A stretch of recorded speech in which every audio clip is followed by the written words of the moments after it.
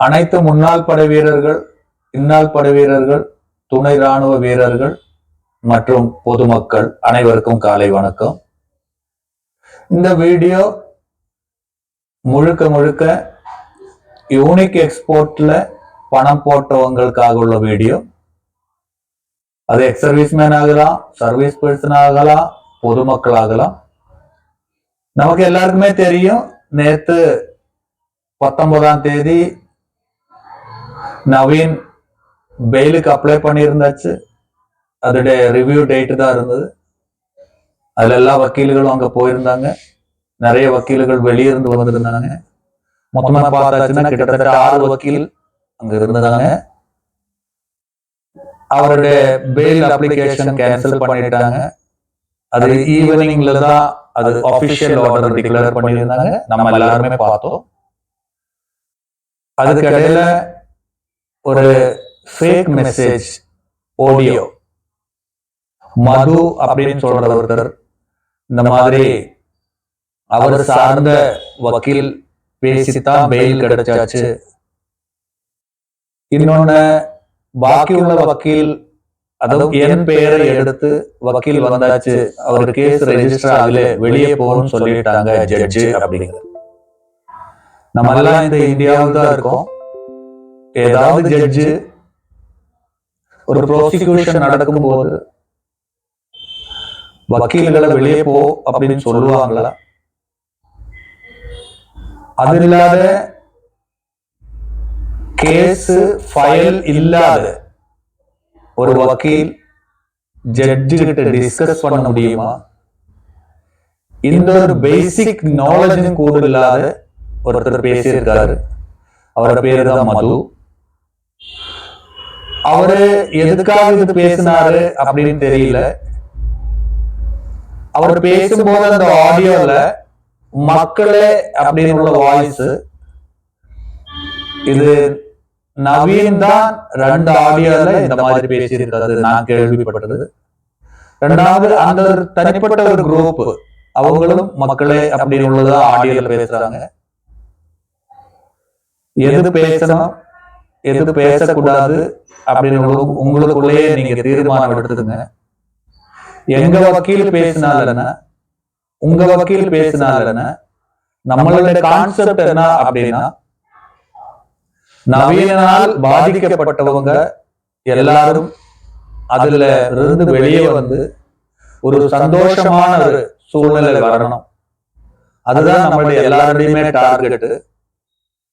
அந்த வக்கீல் இந்த வக்கீல் உள்ள பேசுறதுலயே உங்களுடைய பின்னால என்னமோ ஒரு சூட்சம் இருக்குது அப்படின்னு தெரியுது.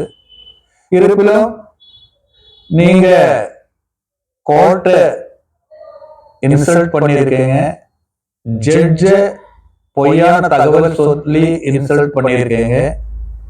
ஐபிசில நீங்க பண்ணது கிட்டத்தட்ட 6 தப்புகள் பண்ணிருக்கீங்க மிஸ்டர் மது. இன்னைக்கே உங்களுக்கு வந்து இனிஷியல் வக்கீல் நோட்டீஸ் இன்னைக்கு ரெஜிஸ்டர் பண்ணிடுவோம்.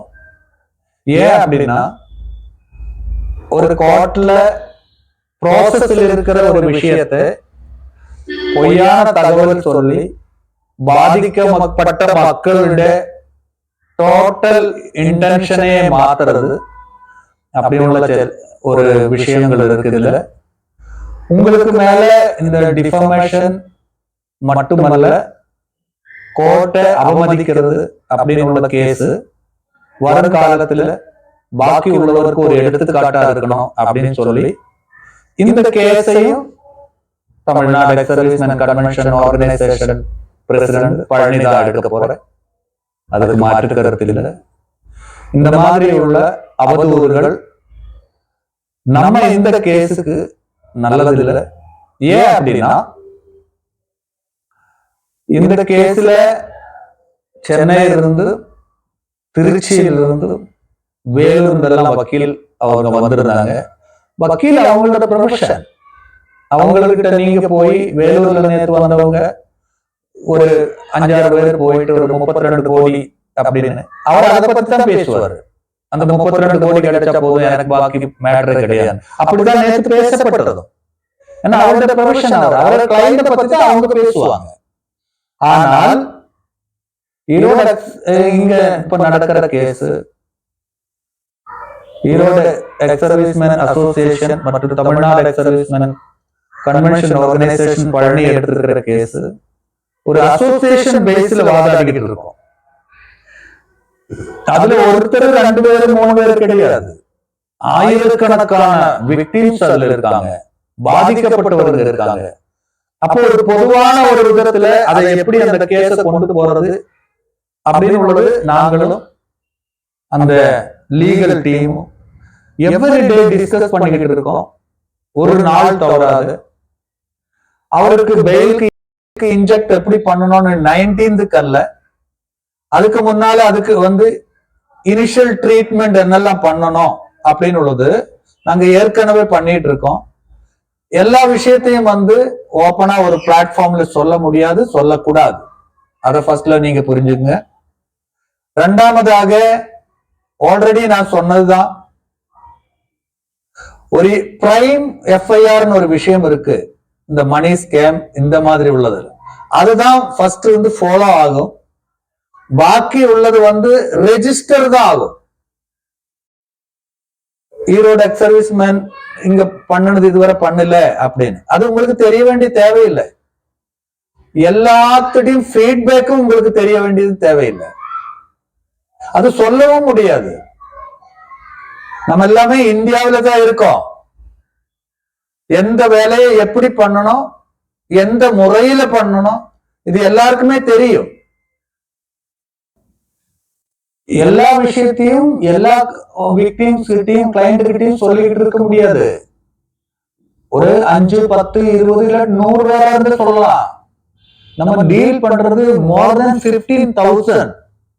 அப்போ அந்த பாதிக்கப்பட்டவங்க அதிகமா வெளி டிஸ்ட்ரிக்ட்ல இருக்காங்க, வெளி ஸ்டேட்ல இருக்காங்க, பட்டாளத்துல இருக்காங்க.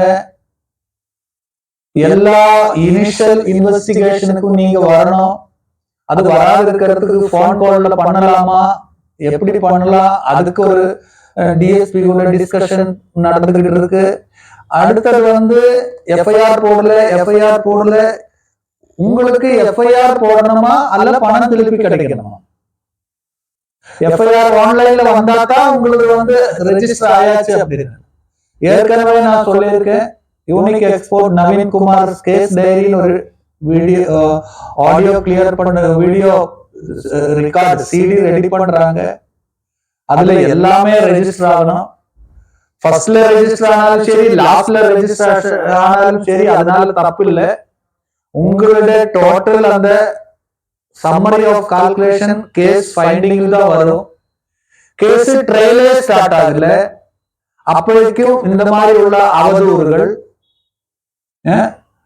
வக்கீல் ப்ரொஃபஷன் எப்படி நமக்கு எல்லாருக்குமே தெரியும். சென்னை இருந்தும் அங்கிருந்தெல்லாம் வக்கீல் அவங்க பணம் போட்டுட்டு வருவாங்களா? ஆக்சுவலி அந்த இடத்துல போன ஹியரிங்லயே வக்கீல் மாறு இந்த மாதிரி எல்லாமே கம்பைன் பண்ணி ஒரு அண்டர்ஸ்டாண்டிங்ல வரலாம். அப்ப எந்த லீகல் டீம் கேட்டாங்க, நான் அதை வேண்டாம் ரிஜெக்ட் பண்ணிட்டேன். ஏன்னா அந்த வக்கீல்களோட டேர்ம்ஸ் அண்ட் கண்டிஷன் என்னன்னு எனக்கு தெரியாது. நம்மளோட வக்கீலோட டேர்ம்ஸ் அண்ட் கண்டிஷன் என்னன்னா, நம்ம வக்கீல் association legal adviser, registered legal advisor.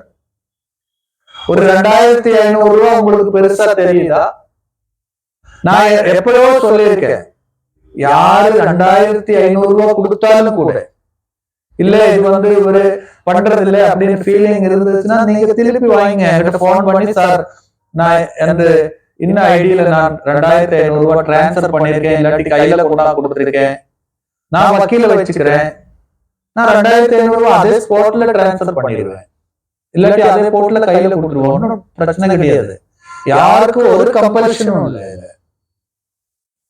உங்களை ஒரு கம்பல் பண்ணி இதுக்குள்ள கொண்டு வருது எனக்கு அதுக்குள்ள டைமும் இல்லை. எக்கச்சக்கமான கமிட்மெண்ட் இருக்கு, எக்கச்சக்கமான கமிட்மெண்ட்.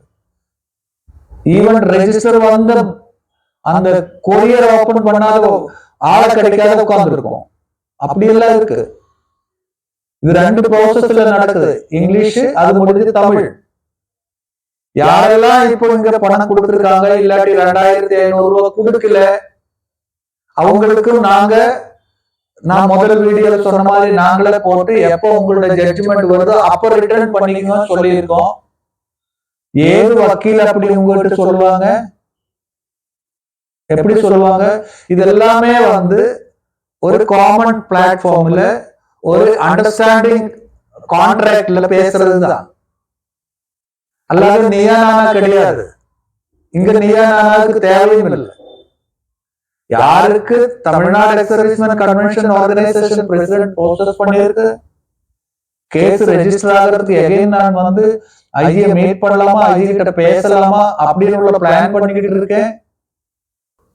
ஒரு விஷயத்த நீங்க எல்லாம் நல்லா கவனமா கேட்டுக்குங்க.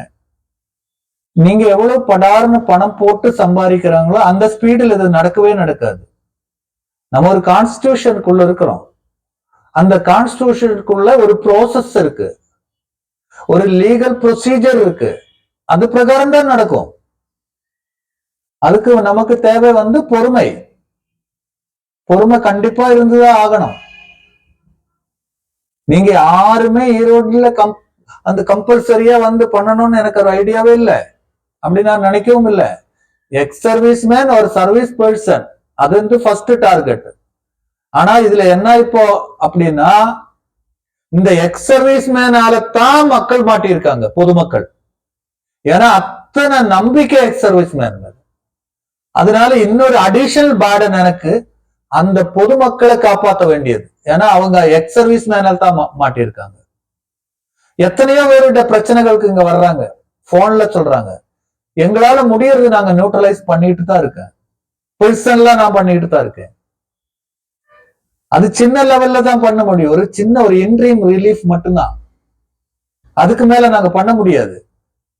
நீங்க 40 லட்சம் 60 லட்சம் சார் எனக்கு இப்படி ஒரு பிரச்சனை இருக்கு ரிலீஃப் பண்ணி எப்படி பண்ணுவோம்? நாங்க எங்க இருக்க பண்ணோம்? எங்ககிட்ட அப்படி எல்லாம் உள்ள சோர்சஸே இல்லையே. வக்கீல் அவருடைய அந்த ஒரு வக்கீல் ஃபீஸ் ஒரு ரிலாக்சேஷன் தரலாம், அவ்வளவுதான். அது ஒரு டியூரபிள் டைமுக்கு உள்ள மட்டும்தான். அதுக்கு மேல பண்ண முடியாது. எத்தனையோ பேர் வக்கீல வச்சதுக்கு அப்புறம் சார் அங்க எங்களால ஃபீஸ் கொடுக்க முடியலன்னு இங்க வந்துட்டாங்க ரெண்டாவது. அதே மாதிரி அந்த மதுரை டீம் இருந்து எத்தனையோ பேர் இங்க என்ன பார்த்துட்டு போயாச்சு, ஃபார்ம் கொடுத்துட்டு போயாச்சு. நீங்க தனித்தனியா வக்கீல வச்சாச்சுன்னா உங்களுக்கு எவ்வளவு செலவாகுன்னு உங்களுக்கே தெரியும். இப்படித்தான் இதுக்கு முன்னால உள்ள மணி ஸ்கேம் எல்லாம் நடந்துகிட்டு இருக்கு. அந்தந்த வக்கீல் அந்தந்த ஸ்டைல்ல அதை நியூட்ரலைஸ் பண்ணிடுவாங்க. யூனிக் எக்ஸ்போர்ட் கேஸ் அப்படி ஒரு காரணத்தினாலும் விட மாட்டோம். பாதிக்கப்பட்ட எல்லாருடையும் ஜட்ஜ்மெண்ட் ஈவனா தான் வரும். வேலூர்ல வந்தவருக்கு ஒரு ஜட்ஜ்மெண்ட், கோயம்புத்தூர்ல வந்தவருக்கு ஒரு ஜட்ஜ்மெண்ட், அப்படியெல்லாம் வராது. எல்லா ட்ரையலும் முடிச்சதுக்கு அப்புறம் தான் வரும். அதனால அந்த ஃபீலிங் இருக்கக்கூடாது.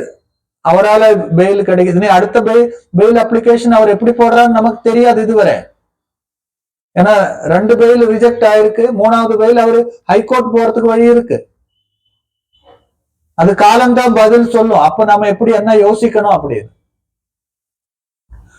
எத்தனை பேரு ஈரோட்ல வந்துட்டு போயிருக்கீங்களோ, ஈரோடு அட்ரஸுக்கு நீங்க ரெஜிஸ்டர் பண்ணிருக்கீங்களோ, கண்டிப்பா ரொட்டைனா எல்லா அப்ளிகேஷனும் ரெஜிஸ்டர் ஆகும், கவுண்டிங்ல வரும்.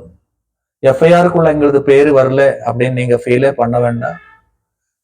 ட்ரையல் எப்ப ஸ்டார்ட் ஆகுதோ கண்டிப்பா உங்களுக்கு போன் வரும்.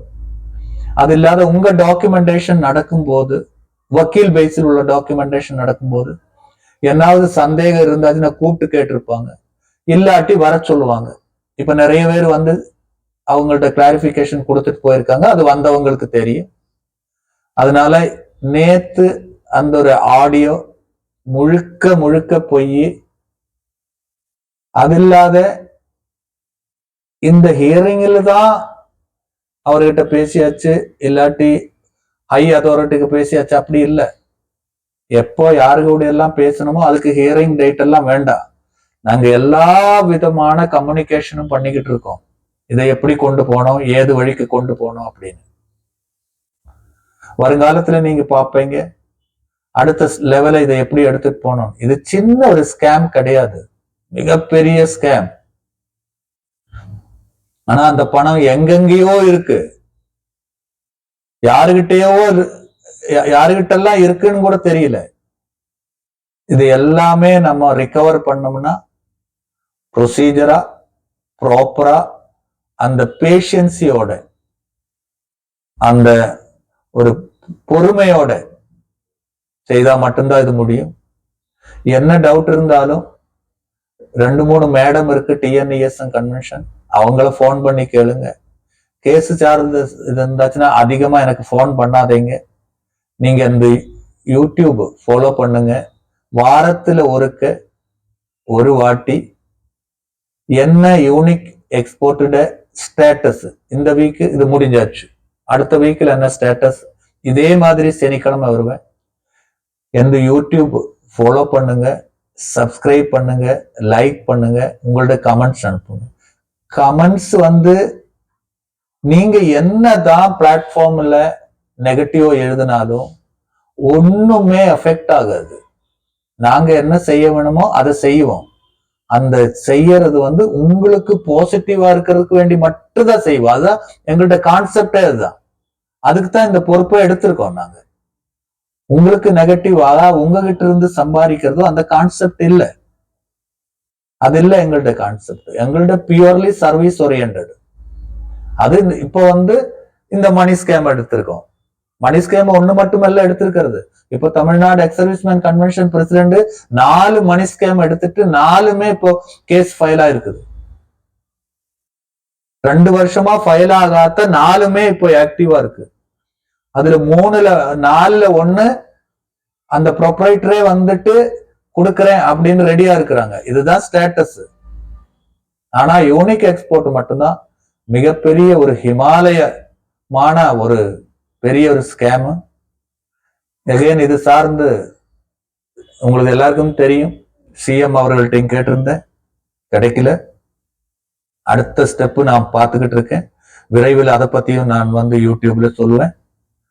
இந்த ஃபேக் ஆடியோ கொடுக்கறவங்க கொஞ்சம் கேர்ஃபுல்லா இருங்க. இப்போதைக்கு இந்த வீடியோ அவ்வளவுதான். ஓகே, வணக்கம். வந்தே மாதரம்.